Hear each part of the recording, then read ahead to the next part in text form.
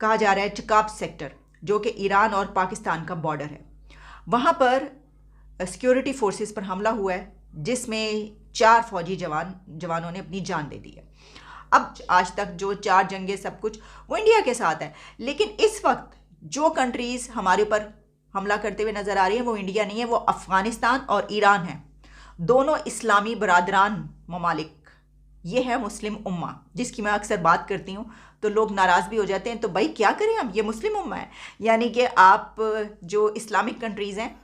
जय हिंद। स्वागत है आपका हमारे चैनल पर एक और लेटेस्ट वीडियो में। दोस्तों, पाकिस्तान में वैसे भी भूखनंग बिल्कुल अब अरूज पर है, लेकिन पाकिस्तान के और भी मामले हैं जो कि थमने का नाम नहीं ले रहे। जिस तरह पहले इमरान खान ने सड़कों पर लोगों को लेकर एक भीड़ के साथ पूरा तांडव मचाया था, और उसके बाद जिस तरह टीटीपी आए दिन पाकिस्तान पर हमला कर रही थी, और दूसरी तरफ अफगानों ने भी पाकिस्तान पर दावा बोल रखा था। और दोस्तों, अफगानिस्तान बॉर्डर के साथ जिस तरह अफगान तालिबान ने भी पाकिस्तानी फौज की जो कुटाई की थी, उसके बाद एक बार फिर से देखिएगा ईरान की ओर से भी पाकिस्तान को काफ़ी बड़ा झटका मिला है, और पाकिस्तान के 4 सैनिकों को इसमें जान गंवानी पड़ी है। यह तो अभी मीडिया के हवाले से खबर आ रही है, हो सकता है यह संख्या और भी ज़्यादा हो। तो दोस्तों, पाकिस्तान में अब चारों ओर से बिल्कुल बुरी तरह से घिर चुका है, और पाकिस्तानी मीडिया देखिए किस तरह से कह रहा है कि जो हमारा सबसे बड़ा दुश्मन भारत था वह शुक्र मनाओ कि आज भी शांत है, और जिसको हम इस्लामिक ब्रदर मुल्क कहते थे वह चारों ओर से हम पर हाथ साफ करने में जुटे हुए हैं। क्योंकि दोस्तों, पाकिस्तान अब इकोनॉमिक रूप से पूरी तरह से टूट चुका है, और पाकिस्तानी फौज ने जिस तरह अपनी बची खुची इज्जत भी पाकिस्तानियों के बीच भी गंवा दी है, उसका नतीजा अब चारों ओर से भी मिल रहा है। तो चलिए दोस्तों, हम दिखाते हैं आपको इसको लेकर एक बहुत ही बढ़िया और मज़ेदार वीडियो। इससे पहले वीडियो को लाइक कीजिएगा, प्लीज़ हमारे चैनल को सब्सक्राइब कर लीजिएगा, और फेसबुक पर देख रहे हैं तो हमारे फेसबुक पेज को फॉलो कीजिएगा। चलिए करते हैं वीडियो स्टार्ट। बजाय ऐसा करते हैं कि इसके ऊपर रिकॉर्डेड प्रोग्राम ही कर लेते हैं। अब मैं दोनों खबरों को अलग अलग प्रोग्राम्स में आपके सामने पेश करूंगी। आप जानते हैं कि आजकल ठंड बहुत ज़्यादा है, और लाहौर में तो 1 और माइनस तक जा रहा है, तो इंटरनेट में प्रॉब्लम हो जाती है कि चंद सेकंड्स के लिए होती है, लेकिन अगर आप लाइव जा रहे हो तो वो लाइव स्ट्रीम जो है वो बंद हो जाती है, ख़त्म हो जाती है। तो चलें, कोई बात नहीं, इसी तरीके से बात कर लेते हैं। देखिए, जो खबर है, दोनों खबरें बहुत अफसोसनाक हैं, लेकिन इस वक्त मैं जिस खबर पर बात कर रही हूँ वो ये है कि आखिर क्या वजह है कि पाकिस्तान के नेबर्स की तरफ से हमारे मुल्क पर हमले हो रहे हैं। इससे पहले हमने ये देखा कि अफ़गानिस्तान की तरफ से तो हो ही रहे हैं, वो तो एक तवील सिलसिला है अब, और टीटीपी की तरफ से अफ़गानिस्तान की सरजमीन इस्तेमाल की जा रही है पाकिस्तान के ख़िलाफ़, और पाकिस्तान पर हमले किए जा रहे हैं। ये कई मरतबा बात हुई, अथॉरिटीज़ की आपस में बात हुई, अफ़गानिस्तान के तालिबान की जो हुकूमत है उनकी तरफ से जवाब आया, कई तरह के जवाब आते रहे, और ये सिलसिला चल रहा है, ये अभी ख़त्म नहीं हुआ। टीटीपी के हमले बदस्तूर जारी हैं, मुल्क के अंदर घुस के भी और वहाँ की सरजमीन इस्तेमाल करते हुए भी। लेकिन अब हुआ ये है कि ईरान की तरफ से भी अटैक किया गया, यानी ईरानी सरजमीन को, ईरान की ज़मीन को भी दहशत गर्दों ने इस्तेमाल किया है पाकिस्तान के ख़िलाफ़। जो खबर है वो इस तरीके से है कि आज बलूचिस्तान में जो वहाँ का ज़िला है पंजगुर, वहाँ पर कहा जा रहा है चकाप सेक्टर, जो कि ईरान और पाकिस्तान का बॉर्डर है। वहाँ पर सिक्योरिटी फोर्सेस पर हमला हुआ है, जिसमें 4 फौजी जवानों ने अपनी जान दे दी है। अब ये इसका मतलब ये है कि हमसे क्या कोई भी हमारे हमसाए हमसे खुश नहीं है, या हम उनसे खुश नहीं हैं, यानी किसी भी नेबर के साथ हमारे अच्छे ताल्लुकात नहीं हैं। अब उसी तरीके से अथॉरिटीज़ ने, यानी ये भी कहा जा रहा है कि नवाबी कार्रवाई भी हुई है पाकिस्तान की तरफ से, और दोनों मुल्कों की जो अथॉरिटीज़ हैं उन्होंने भी आपस में बात की है। यानी पाकिस्तान की अथॉरिटीज़ की तरफ से ईरान को ये कहा गया है कि ये क्या हुआ, आप अपनी सरजमीन को इस्तेमाल होने से रोकें। वहाँ से दहशत गर्दों ने आपकी ज़मीन से, आपके मुल्क के अंदर से हमारे ऊपर हमला किया है। अब बात तो कर दी, लेकिन क्या करेंगे आप?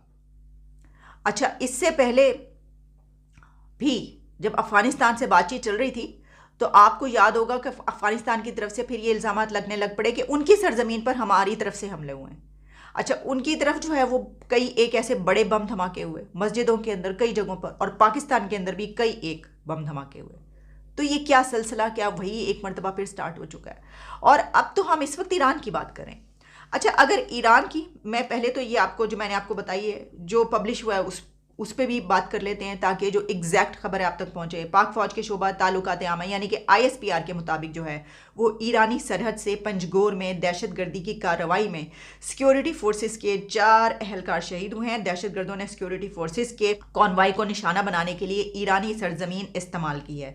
ISPR के मुताबिक सिक्योरिटी फोर्सेस के कॉन्वाय को बॉर्डर पर गश्त करने के दौरान जब वो वहाँ पर सर्वेलेंस के लिए जो भी उनकी ड्यूटी थी वो अंजाम दे रहे थे, उस वक्त उनको निशाना बनाया गया। ईरान से दहशतगर्दों के खिलाफ कार्रवाई का मुतालबा किया। डिमांड्स तो आप करते हैं जितनी मर्जी करते हैं, क्या जब वो वहाँ से निशाना बांध रहे थे और वो कार्रवाई कर रहे थे तो ईरान को नहीं मालूम था कि उनकी ज़मीन इस्तेमाल हो रही है?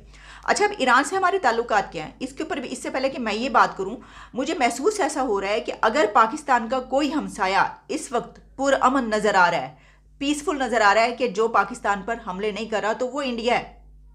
मतलब हैरानी की बात है, आप ये सोचिए कि वो मुल्क कि जिसको हम कहते हैं कि दुश्मन है, हमने हमारी जो तमाम पॉलिसीज से लेकर जितना जो स्ट्रेटजीज सब कुछ आज तक, जो 4 जंगे सब कुछ, वो इंडिया के साथ है। लेकिन इस वक्त जो कंट्रीज़ हमारे ऊपर हमला करते हुए नज़र आ रही है वो इंडिया नहीं है, वो अफ़गानिस्तान और ईरान है। दोनों इस्लामी बरादरान ममालिक, ये है मुस्लिम उम्मा, जिसकी मैं अक्सर बात करती हूँ तो लोग नाराज़ भी हो जाते हैं। तो भाई क्या करें हम, ये मुस्लिम उम्मा है, यानी कि आप जो इस्लामिक कंट्रीज़ हैं उनकी तरफ से हमारे पर हमला हो रहा है वहाँ पे। अब हम ये कहें कि भाई ईरान ने थोड़ी हमला किया, प्रॉब्लम ये है कि वहाँ पे जो दहशतगर्दों ने ज़मीन इस्तेमाल की तो क्यों इस्तेमाल की।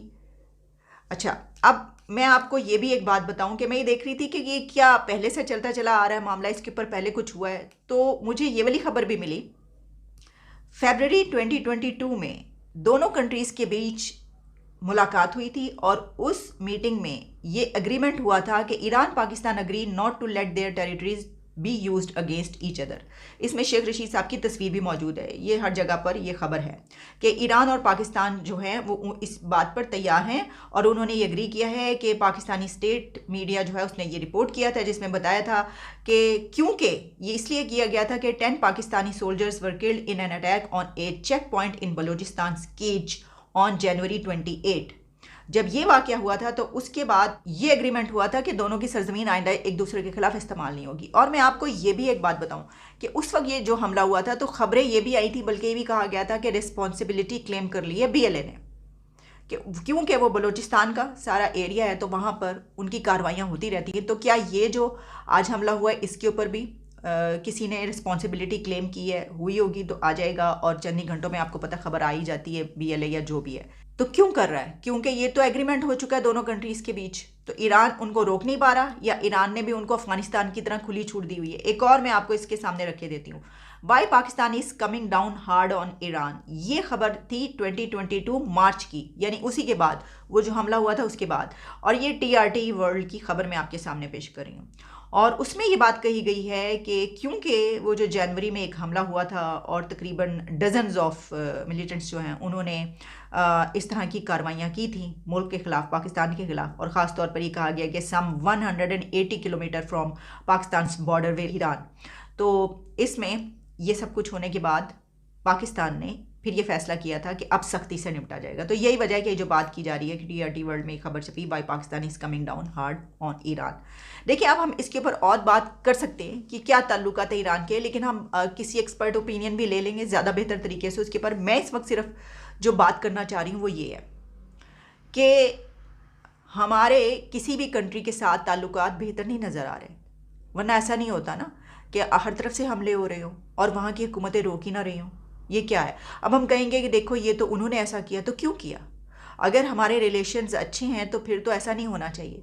और इन हालात के बावजूद हमने क्या किया कि प्राइम मिनिस्टर पाकिस्तान की तरफ से एक बड़ा अच्छा जेस्चर ये देखने को मिला था, बड़ी अच्छी उनकी एक स्टेटमेंट आई कि हम पाकिस्तान है वो इंडिया के साथ बड़े अच्छे ताल्लुकात चाहता है और वो ऑफ़र कर रहे हैं कि आइए टेबल पर बैठिए, बातचीत कीजिए, अपने तमाम जो इश्यूज़ हैं उनको रिजॉल्व कीजिए। लेकिन फिर उसके कुछ ही देर के बाद वो जो एक हमने फुलझड़ी छोड़नी होती है और वो पता ही पता होता है, भाई अगर इतना इख्तियार नहीं है आपके पास, प्राइम मिनिस्टर्स के पास, हुकूमत के पास, तो वो ऐसे स्टेटमेंट्स ही ना दें। यानी क्या आपको किसी ने कहा कि नहीं आप क्या बयान दे आए हैं, आपने ये क्या कर दिया, इसमें तो ऐसे नहीं कहना था, इसको तो क्लियर करें, कश्मीर के बगैर तो ऐसा हो नहीं सकता। अरे भाई, आप अपना जो कंट्री है, हमसे अपना मुल्क संभाला नहीं जा रहा।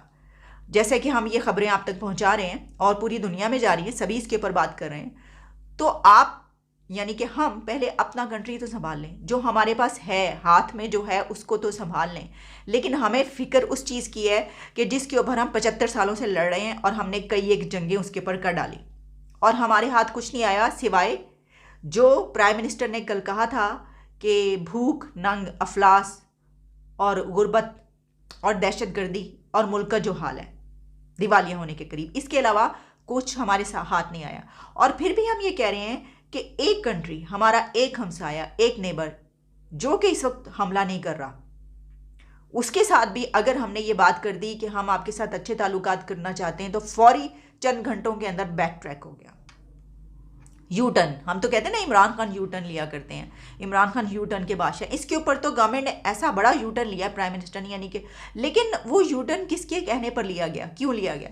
इसकी वजह ये है, मैं आपको ये कहती रहती हूँ, दो सबसे बड़ी लॉजिक्स हैं। एक तो ये कि उनको हो सकता है कहा गया हो स्टैब्लिशमेंट की तरफ से ये कि आपने क्या कहा, हमसे पूछे बगैर कह दिया, अगर उन्होंने पूछे बगैर किया था।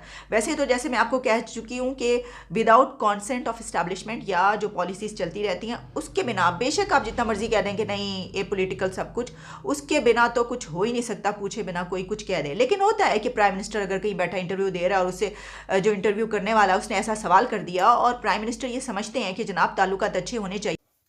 तो देखा होगा दोस्तों किस तरह से पाकिस्तान अब चारों ओर से घिर चुका है। इधर भारत के साथ भले ही बॉर्डर अभी तक कुछ ठंडा हो, लेकिन अफगानिस्तान में अफगान तालिबान ने भी पाकिस्तानी फौज को पीछे काफ़ी लताड़ा था। और अब ईरान और बलूचिस्तान में भी काफ़ी इस तरह के आए दिन कोई ना कोई छोटे मोटे पाकिस्तानी आर्मी के साथ कांड होते ही रहते हैं। और पाकिस्तान में एक काफ़ी बड़ा बलूचिस्तान में काफ़ी बड़ा भी एक प्रोटेस्ट भी हुआ था।